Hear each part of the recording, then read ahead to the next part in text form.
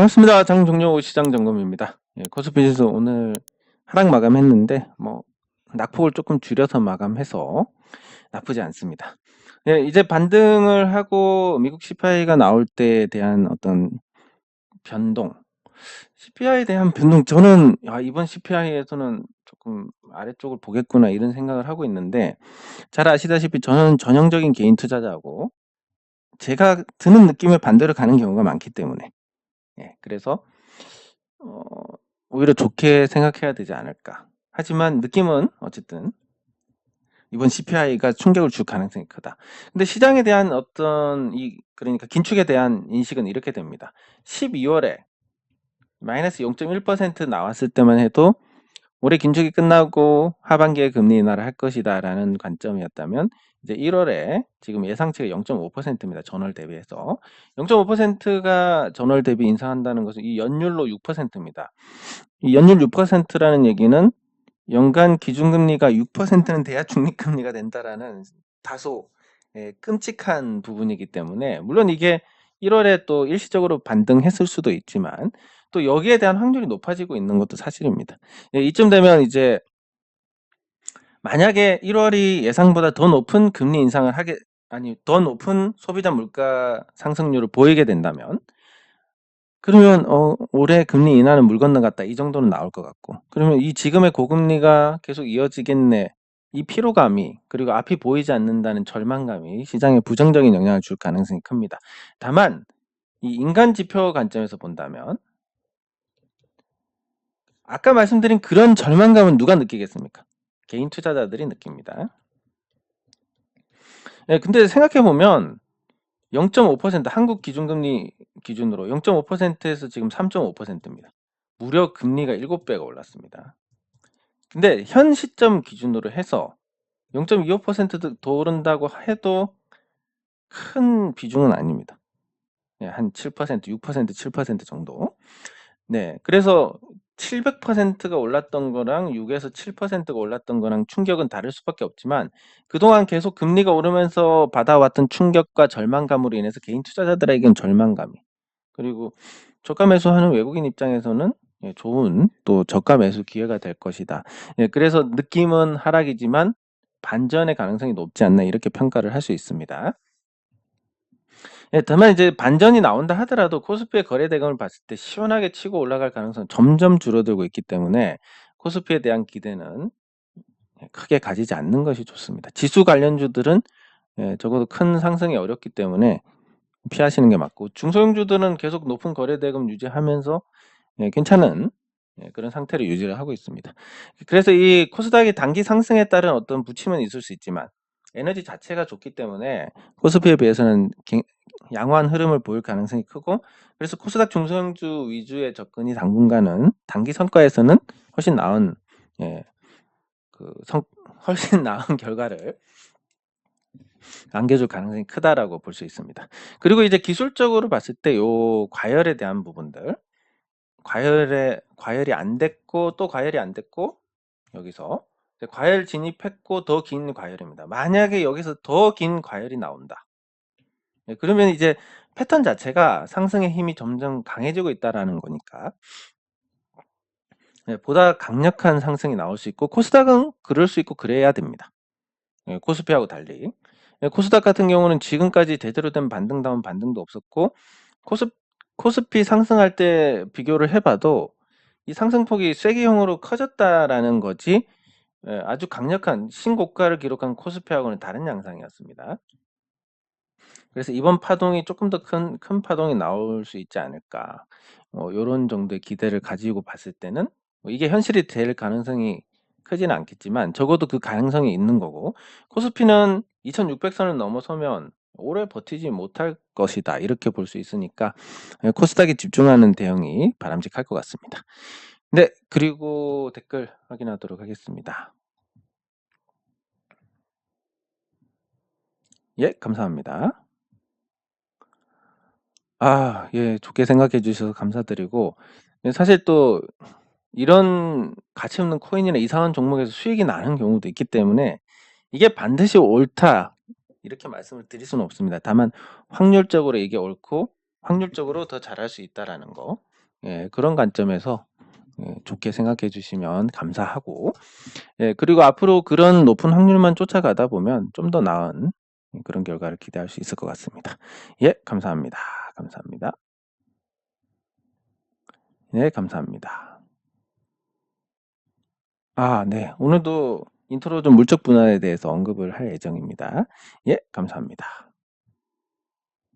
네, 감사합니다. 감사합니다. 예, 감사합니다.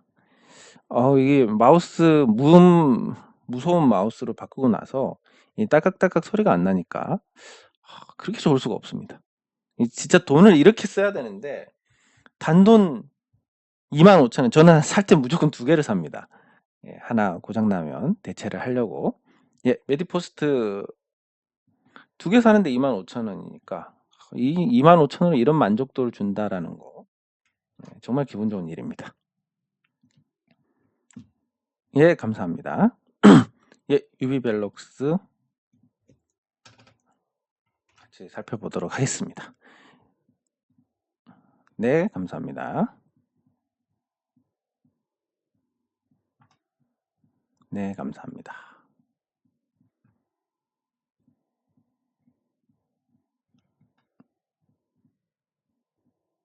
네, 감사합니다.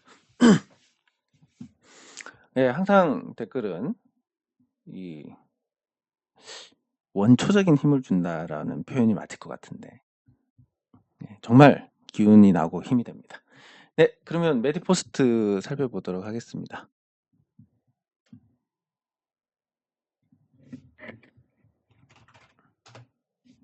예, 메디포스트가 참 몇 안 되는 사기 안 친 제약 바이오 쪽인데 안타깝게도 그 이유가 좋지 못합니다. 과거에 이제 메디포스트가 카티스템 출시해가지고 그리고 실제로 이제 이 카티스템으로 효과를 봤다는 분들도 계시고 줄기세포 관련해서 그리고 실제 써보고 뭐 나쁘지 않다, 충분히 어떤 대체제가 될 수 있다라는 그런 부분들이 또 기대감을 올리기 충분했는데 안타깝게도 돈을 못 봅니다. 제가 제약 바이오에 대해서 가장 부정적으로 보는 이유 중에 하나가 10년 이상이 걸립니다. 10년 이상 동안 제대로 된 아이템이고 정말 성공 가능성이 매우 높다. 이런 거는 지들끼리 다 해먹고 성공 가능성이 낮고 이랬지만 이걸로 그냥 나의 좋은 직장을 삼아서 해보겠다.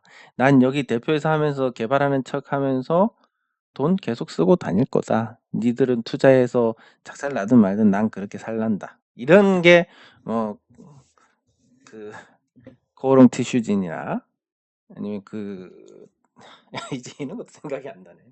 그거 문은상 대표 뭐였지? 신라젠 예, 이런 종목들이 그런 거였는데 메디포스트는 그렇게까지 뭐 악질은 아니다라고 생각은 합니다. 예, 그렇지만 매출도 조금씩 늘고 있는데 이거를 못 줄인다. 적자가 나면 기업의 목적이 이윤 추구인데 적자가 난다 그러면 뭐 존재 이유가 없습니다. 그래서 주가가 떨어진 거고 과거에 비해서 많이 떨어졌고 그리고 그 사이에 계속 유상증자도 하고 그런 모습들 발행 주식수 계속 늘어났고 이게 주주 가치가 희석이 되고 그런 상태였기 때문에 질문은 메디포스트 설명이라고 하셨는데 그래서 이거를 설명을 드리면 그렇습니다. 완전 사기는 아닌 것 같고 그리고 그 당시에 이제 카티스템 출시한 이후에 뉴모스템이라든지 뉴로스템 이런 게 나온다고 했는데 이게 별 반응이 없더라. 그래서 뭐 매출이 늘어나는 건 건강식품 때문에 늘어나는 거지 그리고 카티스템 해외 진출하는데 임상도 해야 되고 돈이 또 어마어마하게 듭니다. 그 돈이 드는데 이게 파급 효과가 뛰어나는 것인지 보면 뭐 와, 이 주사 한 방 맞았더니 인공 관절보다 낫다. 이래야 이제 파격적인 어떤 반응이 나올 텐데 그 정도까지는 아니라서. 다만 요 하락할 때도 파동이란 게 있고 요 하락 추세에서 한 번쯤 또 반등을 할 만한 타이밍이 왔다. 그게 크든 작든. 그래서 지금 상태로는 투자하기에는 매력이 없는 종목이지만 그래도 계속 내려왔기만 했으니까 반등을 할 만한 요인은 존재를 한다라는 거. 예, 그래서 그런 기술적 반등을 노리고 한번 공략하는 정도는 괜찮을 것 같은데 길게 보고 투자를 한다든지 이 회사의 미래가 아주 전도유망하다 이렇게 판단해서 투자를 하시는 거면 그 부분은 완벽하게 틀렸다라고 자신 있게 말씀을 드릴 수 있습니다.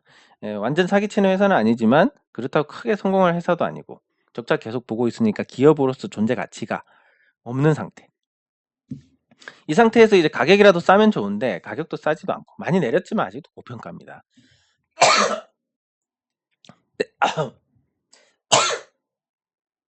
죄송합니다.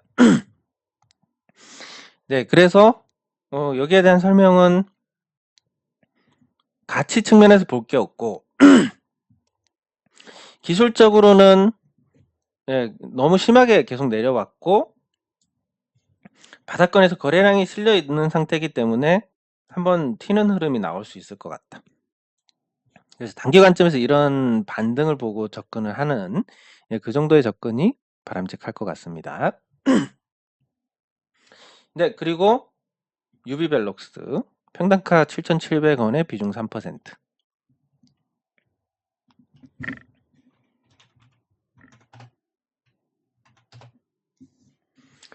예, 유비벨록스는 이제 스마트 카드, 스마트 모바일 사업, 뭐 블랙박스, 지도 플랫폼 이런 사업을 영위합니다. 과거에 이 유비벨록스라는 종목이 미래에 좀 가치가 높아질 것이다. 이런 기대를 갖고 있었고 그게 시장 상승하고 맞물려 가지고 좋은 흐름을 보였습니다.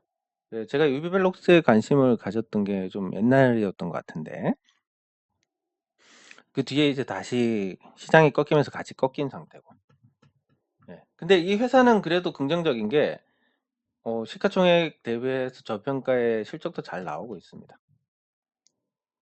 그리고 이 미래 자율주행과 관련된 사업을 영위를 하고 있기 때문에 그리고 아이나비나 이런 그 연결 회사를 갖고 있습니다. 이 아이나비를 갖고 있다는 것은 내비게이션 쪽에서 경쟁력이 있는 거고 그 내비게이션에서 조금만 더 하면 자율주행을 할 수 있는 기반을 만들 수 있기 때문에 미래 가치도 좋다. 근데 주가도 싸다. 괜찮습니다. 이 종목은 일단 기본적으로 괜찮고 평단가 7,700원이시면 아주 좋습니다. 비중이 다소 아쉬운데 그래도 이 작은 종목들은 큰 비중 가서 스트레스 받는 것보다 그렇게 작게 가서 굵게 먹는 거 바람직하고 시장 대비해서 뭐 나쁘지 않은 상태. 그리고 주가가 이렇게 하락했음에도 불구하고 근데 이게 이렇게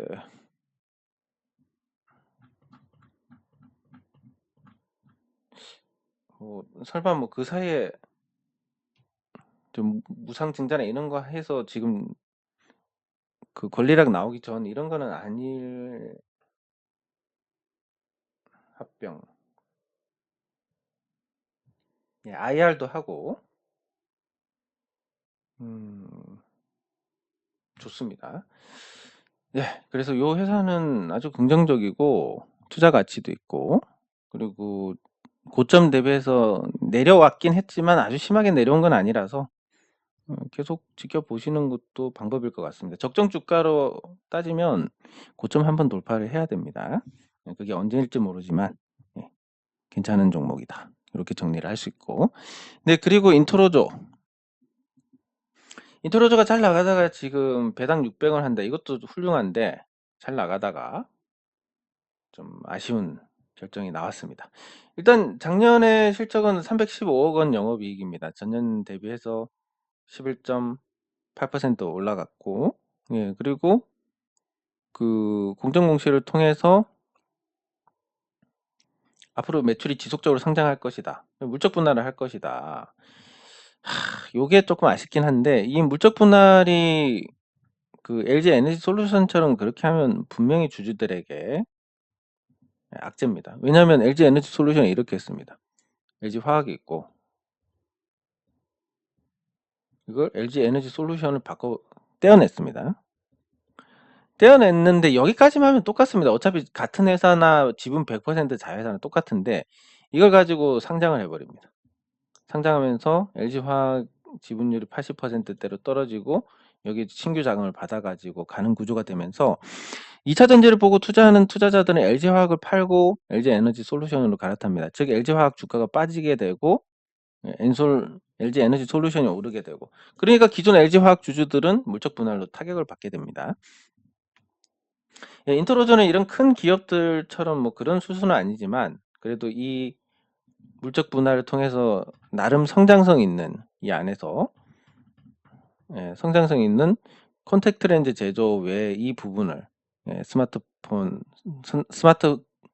콘택트 렌즈 사업 쪽을 이제 분리를 한, 이 스마트 콘택트가 최근에 나왔는데 뭐 눈에 이제 끼워 가지고 이제 볼 수 있는 렌즈라든지 이게 이제 기술 개발이 됐으니까 요게 이제 좀 역량을 집중해 보자 이런 쪽으로 볼 수 있는데, 어쨌든 아까와 마찬가지로 이게 상장을 안 하면 상관이 없습니다. 인트로저의 그 스마트 컨택트 렌즈 사업부가 상장을 안 하면 무관하지만 만약에 상장을 하게 된다. 그러면 스마트 컨택트 렌즈 보고 투자한 자금이 여기서 빠져서 이쪽으로 들어오게 되니까 이 주가가 내리고 이 주가가 올라가는, 그래서 기존 주주에게 타격을 주는 이런 부분들이 발생합니다. 다만 지금 상장에 대한 얘기는 없기 때문에 큰 악재는 아니다. 하지만 물적 분할하는 거 보니까 싹수가 놀았네. 다음에 3만 원 넘어가면 싹 정리해야지. 요런 관점으로 보시면 될 것 같습니다. 그리고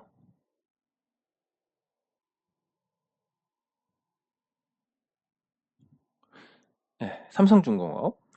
삼성중공업이 조정 후에 다시 반등에 성공했습니다. 그리고 지금 최근에 이제 수주하는 선박들이 고가 수주를 하고 있고, 이런 게 누적이 되면 결국 흑자 전환하지 않겠냐라는 건데, 그럼에도 불구하고 조선에 대해서 아주 비관적으로 저는 보는 게, 이 차트만 보면 이제 여기서 크게 올라가도 이상할 거 없는 그런 상태입니다. 그렇지만 그렇게 생각할 수 없는 것은 지금 현재 조선소에서 일할 사람이 없다라는 거. 수주를 받아도 납기 내에 쳐낼 수 있을지 모릅니다. 네. 그리고 두 번째는 고가 수주만 한다고 해서 수익성이 개선이 되느냐? 개선이 될 수 있습니다. 하지만 주식 수가 그동안 너무 늘어났다라는 거. 주식 수가 어마어마하게 늘어나서 지금 이만큼 주가가 내렸는데도 시가총액이 5조 원입니다. 만약에 삼성중공업이 과거처럼 한 6만 원을 간다라고 치면 삼성중공업이 시가총액이 50조가 됩니다. 물론 삼성 SDI나 이런 종목들 갔을 때 그럴 수도 있지만, 이건 정말 핫하고 시장의 테마에서 에너지가 집중되는 그런 상황에서는 기대를 할 수 있는 건데, 그만큼 주식 수가 늘어나 가지고 무거워졌기 때문에. 그리고 유상증자로 들어온 자금들은 한 6천 원만 돼도 이제 차익 실현하고 나가버리기 때문에 그 물량을 다 먹고 주가가 올라가야 된다라는 건 한참의 시간이 걸릴 수 있다. 그래서 뭐 최근 단기 흐름은 좋지만 부정적이다. 이렇게 정리를 할 수 있습니다. 네. 그리고 한국전력. 한국전력은 전기요금 인상이 뜻대로 안 되자 하락했는데, 지금 이제 전기요금 인상을 안 하면 안 되는 구조입니다. 전기에 대해서 보시면 이제 저원가 발전을 하고, 이게 부족하면 이제 그다음 저원가 발전, 그게 부족하면 또 그다음 비싼 거, 그다음 비싼 거, 이 수순대로 갑니다. 근데 이 저원가 발전의 핵심이 원자력 발전이고 원전인데, 이게 지난 정권에서 신규로 착공이 안 됐습니다.